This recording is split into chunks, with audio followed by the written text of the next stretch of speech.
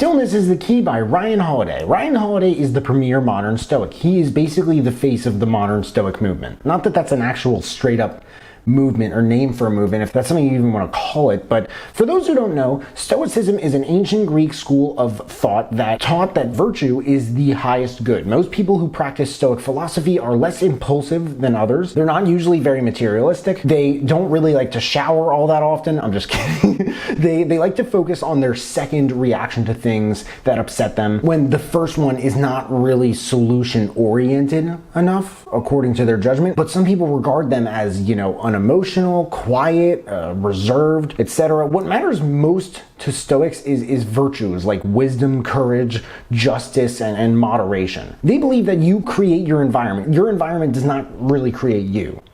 And if it does, it doesn't do it as much as that. It's really up to you, but anyone who hasn't heard the term before, I hope, is watching this and thinking, that actually sounds pretty badass. Well, they would be correct, because it is. The mainstream figurehead of Stoicism right now, who's actually alive, without question, is Ryan Holiday. Seriously, his books have gotten people into Stoicism who never would have known about it otherwise. More than probably anyone in the last however many hundreds of years, but it has dramatically changed their lives. And I'm sure, by the way, if there is anyone who tops this in terms of influence or whatever from Ryan Holiday and the whole Stoic thing, I'm sure that he would probably be writing about them. But in my opinion, his books, they can be kind of hit or miss. The hits usually harder than the misses, but the misses not usually light enough to qualify as hits, if that makes sense. Stillness is the Key.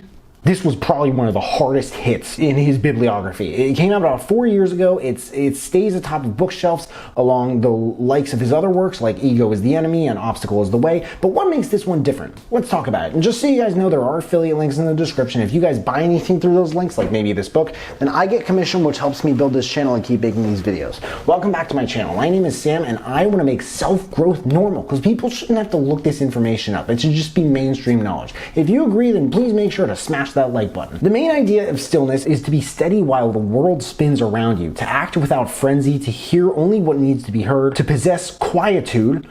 Didn't know that was a word, almost like quietness is not fancy enough. On command, and many religions from Buddhism to Christianity venerate this stillness as a high good that leads to high performance and a happy life. Who wouldn't listen to something that every one of these belief systems agrees upon? I don't know. This book is divided into 3 different sections. There's mind, spirit, and body. And I'm going to go over each one of them. I'm going to go over my thoughts on them, different things that stood out to me, things I liked, things that maybe I wasn't so crazy about. I'm also going to go over some standout quotes, who I recommend this book to, and what books to maybe check out next. It might sound like a lot, but we always get through all of it. So let's start with mind. When I think of stillness, I think of standing in the snow when there's no one else outside and it's cold as balls. And you can't hear anything at all, because all of the nature that you usually do here is hidden within nature. I don't know. I think of when you check in to one of the top floors of a nice hotel and you get in your room and you can't hear a thing. I also think of the end of a party in the summer. I haven't been to one of these in a billion years. I haven't been to one of these since like dodo birds went extinct. But the end of a summer party and everyone leaves, and the only thing left other than maybe a bunch of trash are the good memories you have from the previous night. And the fact that they're in the past now, you even remember them. It's very bittersweet though, isn't it? When I think of all these things, I'm reminded vividly of Susan Cain's book, Bittersweet. Excellent book, one of my top 5 from last year. I'll drop a link to my review of this book and any others that I mentioned in this review. I've reviewed most of, if not all of them, in the description. But Stillness is the Key. It's meant to tell the stories of people who, just like us, may have trouble staying still in the struggles of life, but they manage to succeed anyway. Jesus, Tiger Woods, Socrates, Napoleon, Da Vinci, and Buddha. And way more. People just like us, he says. Jesus, Buddha, like Da Vinci, people just like us. Well, they were people, after all, so he's not really wrong. We also read stuff in this book, like philosophical texts, poetry, and scientific research on this stuff too. Holiday went all in so that we can direct our thoughts, process our emotions, and master our bodies so we can do less and do more, accomplish more and need it less, and feel better and do better all at the same time. Get our multitasking juices going.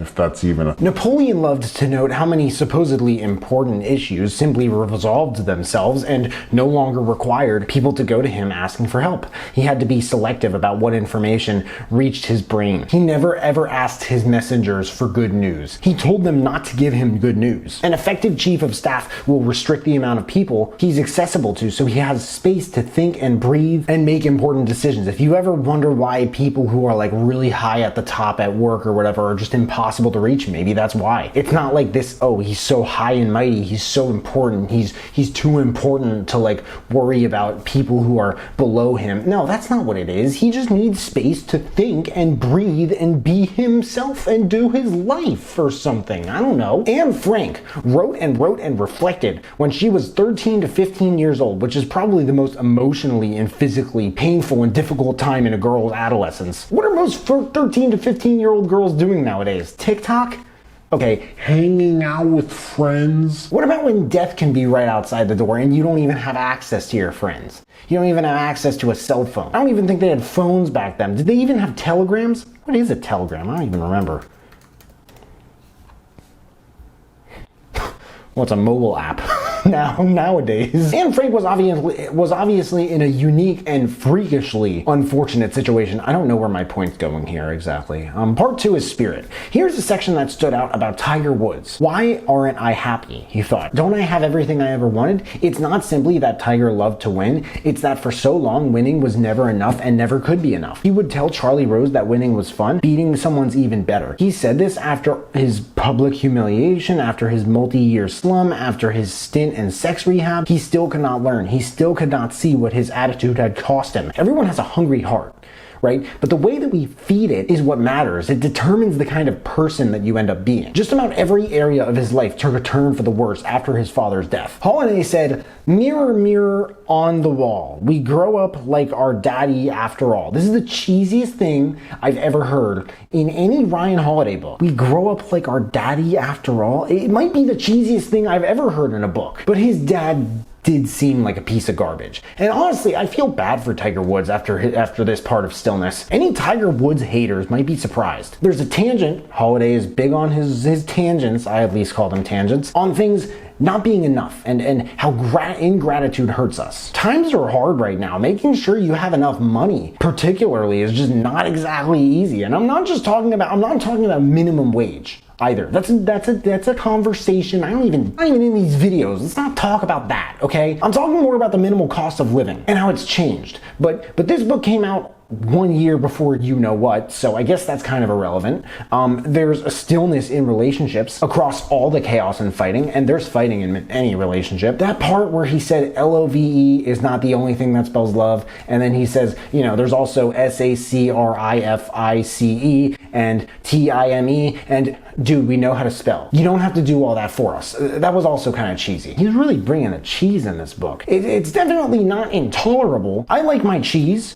You know, when I was a kid, I used to eat Parmesan by the block. I'm getting off course here. I mentioned this in a previous review once, that cheesiness and those other cheesier moments, it's probably the most disturbing thing I found in Stillness Is the Key. And for that to be the most disturbing thing I found, I would consider it a good thing. Seriously, but back to that stillness in relationships, there's stillness in sitting in a loved one on a porch swing. There's stillness in a love letter, a memory, a phone call before bed, in paying it forward, in teaching and learning and in being together. I've been with my fiance for 4 years. I could make so much more than a whole video about what my life is like with her versus without her. I think that with the right person, all the sacrifice and inconvenience and fighting is so much more than worth it. People tell me not to get married. Some people. Some. It really pisses me off because only some people tell me that, and I can't tell you how many couples I've worked with who say the same cliches after 50 years, half a century with each other, almost a whole lifetime for many. Communication's key, trust each other, find a way to make things work. People who tell me don't get married, one guy told me run and hide.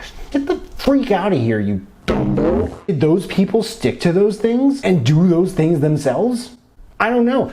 Like I said, I believe that's all worth it with the right person. Maybe they didn't find the right person. But I believe, and I'll stake the rest of my life on it, that I did. So part 3 is body. He began this section with a brief history of Churchill, which was gangster. And then he talked about the power of taking a walk and everything it does to help with creativity, mental health, and spirituality. I love what Holiday said about routine. I love it. Using so many examples of when successful people like go to sleep and wake up and the things they do after and before. There was a whole part about extremely specific habits of the NBA point guard Russell Westbrook. He warms up 1 hour before the game. He visits the arena chapel, and then he eats a peanut butter and jelly sandwich. Okay, always buttered wheat bread, toasted with strawberry jelly and Skippy peanut butter, can't be any other kind of peanut butter, and cut diagonally. And exactly 6 minutes and 17 seconds before the game, he begins the team's final warm-up drill. He has a particular pair of shoes for each game and practice and road games. Since high school, he has done the same thing after a free throw where he walks backward past the 3-point line and forward again to take the next shot. When he goes to the practice courts, he likes to shoot on practice court 3. He has a very specific parking spot that he literally always parks in. How does he do that? What if someone else parked in it first? I guess it's just a seat I guess it's just a